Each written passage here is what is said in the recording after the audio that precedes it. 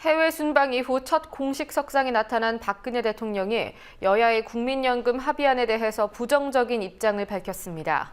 여야의 합의가 월권이라는 청와대 관계자의 발언도 전해졌는데요. 야당은 청와대가 불편한 기색을 나타내는 것이야말로 월권이라고 반발했습니다. 오늘 정치권 소식 김종훈 기자와 이 사안부터 살펴보겠습니다. 안녕하십니까? 박 대통령이 여야의 국민연금 합의안에 대해서 사실상의 수용 거부 뜻을 밝혔다고요. 네, 그렇습니다. 박근혜 대통령이 오늘 오전에 열린 청와대 수석비서관 회의에서 여야가 지난 주말 타결한 국민연금 합의안에 대해서 수용 거부 입장을 밝혔습니다. 박근혜 대통령이 중남미 순방 후 와병 생활을 한 지 일주일 만에 공식 업무에 복귀해서 사실상 가장 먼저 언급한 말이라고 볼 수 있는데요. 관련 발언 직접 확인하시겠습니다. 특히 이번 공무원연금 개혁안 마련 과정에서 실무기구가 국민연금 명목 소득 대체율을 50%로 인상하기로 합의를 했는데 약 2천만 명 이상이 가입한 국민연금의 소득 대체율을 조정하는 등의 제도 변경은 그 자체가 국민께 큰 부담을 지우는 문제입니다. 이것은 네, 이 때문에 시작도 하기 전에 여야 합의대로 오는 9월 정기국회에서 통과시키기로 한 약속이 깨질 수도 있다는 전망이 나오고 있습니다. 당장 청와대는 어제까지 공무원연금과 국민연금 여야 합의에 대해 공식 논평 한 줄조차 내놓지 않았습니다. 불편한 기색을 그대로 드러낸 겁니다. 그러면서 동시에 청와대 관계자의 말에 따르면 공무원연금 개혁 실무기구가 권한이 없음에도 불구하고 국민연금 명목소득 대체율 인상에 합의한 것은 분명한 월권이라는 발언을 했습니다. 청와대가 사실상 여야 합의에 제동을 걸었다고 볼 수 있습니다. 청와대가 난색을 표하는 이유는 뭡니까? 네, 여야가 합의한 내용을 보면 국민연금 소득 대체율이 현행 40%에서 50%로 10%포인트 올라갑니다. 한마디로 정리하면 좀 더 내고 좀 더 받자는 건데 소득 대체율은 가입기간 40년 기준의 국민연금 가입자 평균 소득에서 연금액이 차지하는 비율을 뜻합니다.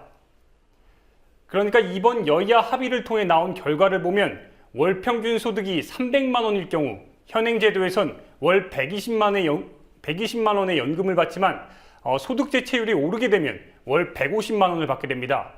네, 좀 더 자세히 살펴보겠습니다. 1988년 국민연금 제도가 도입됐을 때 소득 대체율이 70%였습니다. 이후 99년에 10%포인트 하향 조정돼 60%가 됐고 이러던 것이 2007년 국민연금법 개정을 통해서 2008년 소득 대체율은 50%까지 다시 하향 조정됐습니다. 또 2009년부터 2028년까지 매년 0.5%포인트씩 낮춰 2028년이 되면 40%가 되도록 만들었습니다. 청와대가 월권이라면서 강하게 불만을 표한 이유도 바로 이 때문입니다. 표면적으로는 보험료율도 올리지 않은 채 소득 대체율만 인상할 경우 연금 고갈 시기가 앞당겨져 문제가 된다고 지적한 겁니다. 하지만 속내는 따로 있습니다. 이런 연금 합의 과정에서 여야가 단독으로 그러니까 그러니까 여당과 야당 사이에만 합의를 했다는데 강한 불만을 표하고 있다고 볼 수 있습니다. 예, 왜 이제야 와서 월권이라고 말을 했는지 그것도 좀 짚어봐야 될 문제인 것 같고요. 여야의 경우에는 각 대표가 이번 합의에 대해서는 어느 정도 만족하는 듯한 입장을 발표했었죠. 네, 여당 대표도 그렇고 야당 대표도 일단 만족하는 표현을 보였습니다. 이번 합의가 일단 크게 두 가지로 볼 수 있는데요. 공무원 연금 개혁과 국민연금 소득 대체율 인상입니다. 여당은 줄기차게 공무원 연금 개혁에 대해서 강조했습니다. 이 때문에 김무성 새누리당 대표도 합의 후에 공무원 연금 개혁 타결은 19대 국회 최대 쾌거라고 평가했습니다. 그만큼 만족했는데요. 문재인 민주연합 대표도 국민연금의 소득 대체율을 50%로 끌어올리는 등 일반 국민연금이 크게 강화됐다고 자평했습니다. 야당 입장에서는 공무원들의 고통 분담으로 국민연금 소득 대체율을 끌어올리는 것에 크게 만족한 분위기입니다. 하지만 박근혜 대통령을 비롯해서 여당 내 친박계의 반발은 만만치 않습니다. 친박의 좌장인 서청원 새누리당 최고위원은 오늘 아침 최고위원 회의에서 50%로 합의해놓고 만약에 안 지켜졌을 경우에 앞으로 당 운명과 당의 미래에 지뢰를 밟았을 것이란 이런 생각을 솔직히 안 할 수 없었다고 말했습니다. 일단 시작 전부터 후폭풍을 우려한 겁니다. 비박계 새누리당 지도부는 한 발 물러서는 입장을 보였습니다. 관련 영상 직접 보시겠습니다. 국민연금 소득 대체율 50%에 대한 우려가 많습니다. 이는 실무기구의 합의인데 우리 국회는 특위와 사회적 기구를 구성해서 8월 말까지 논의하고 합의안이 도출되면 9월 국회에서 처리하기로 합의한 것입니다.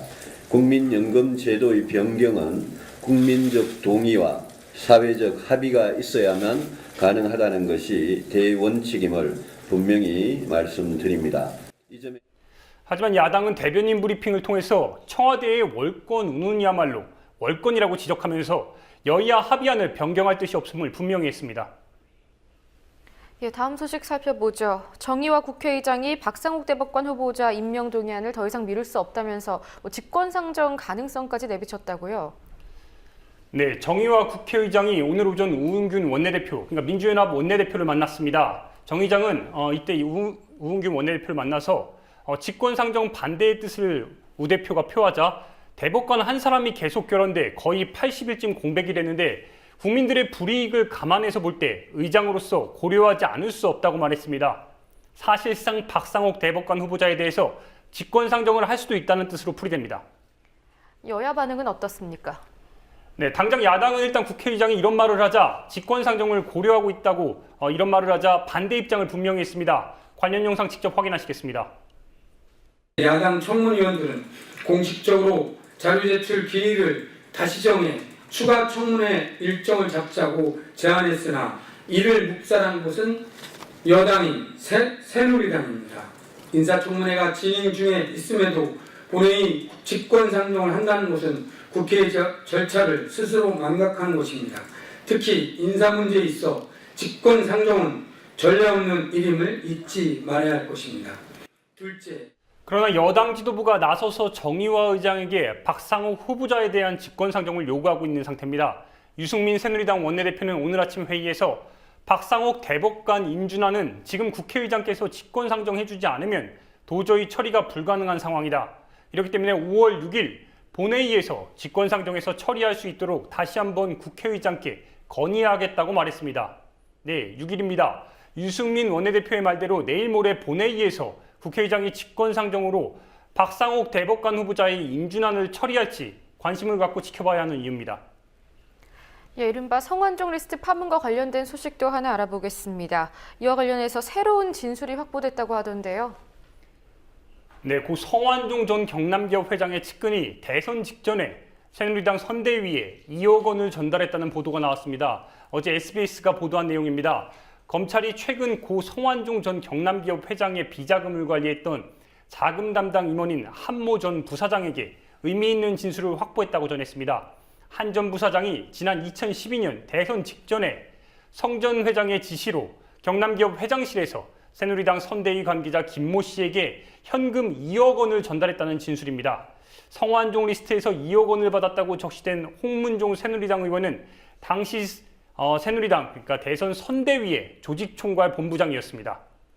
예, 이 진술이 사실이라면 대선 자금 비리와 직접적인 관련이 있는지 굉장히 중요한 단서인데 앞으로 수사 상황 지켜봐야 될 것 같고요. 한편 성완종 리스트에서 유일한 비박계 인사로 꼽히고 있는데 홍준표 경남도지사가 자신의 페이스북에 어떤 글을 남겼다고 하더군요. 네, 홍준표 경남도지사가 어제 자신의 페이스북에 친박 세력이 자신을 희생양 삼아 성완종 리스트 파문을 봉합하려 한다고 강하게 반발했습니다.